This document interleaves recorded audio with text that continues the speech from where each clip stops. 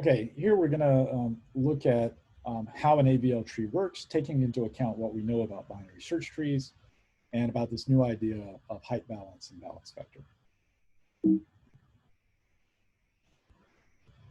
So AVL trees ensure that all nodes in the tree are height balanced at all times.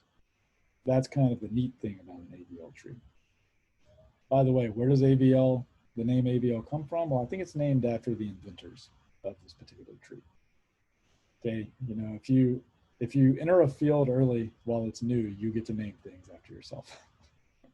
I think I entered the field a little too late to ever get to name anything after myself. But anyway, that's okay. Maybe you guys will have that chance by discovering a whole new field of computing. Anyway, so this is the key property we want of an AVL tree, that all the nodes in the tree are always height balanced. Okay, we can enforce this balance when we insert or remove items from the tree by judiciously reorganizing the tree using operations known as rotations.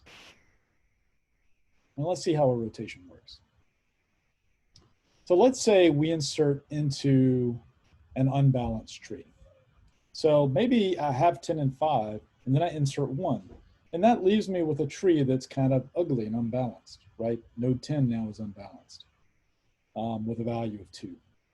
And so I don't want this unbalanced tree. However, it turns out if I had just inserted the nodes in a different order, I would have had balance, right? If I had inserted 5 first, and then 10, and then 1, my tree would have been perfectly balanced.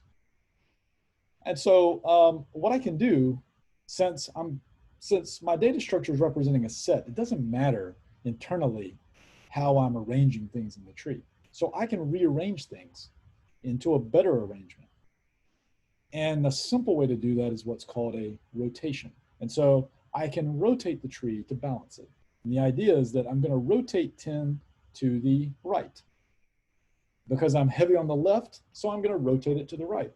And now 10 is going to be the child of 5. 5 will be the root, and 1 will be on the left. And now this tree is balanced. And that gives me what I want. So what I have to do to make this work is detect that we're imbalanced, which direction we're imbalanced, and then rotate to restore balance. And when we talk about a rotation, we're just saying a rotation is a local rearrangement of nodes in the BST to achieve an acceptable balance vector.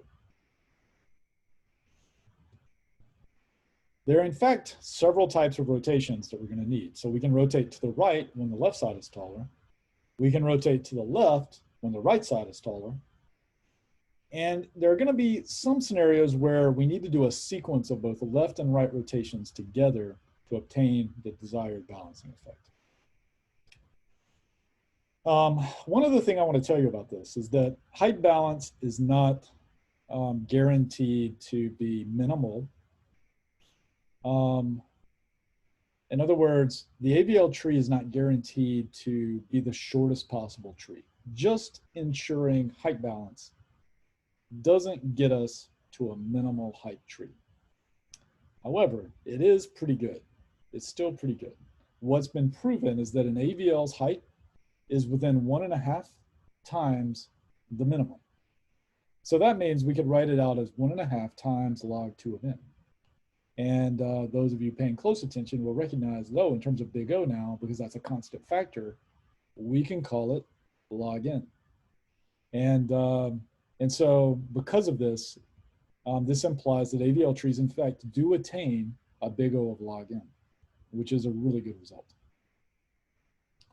Okay, but we've got to do these rotations just right and achieve that height balance in order to claim log n.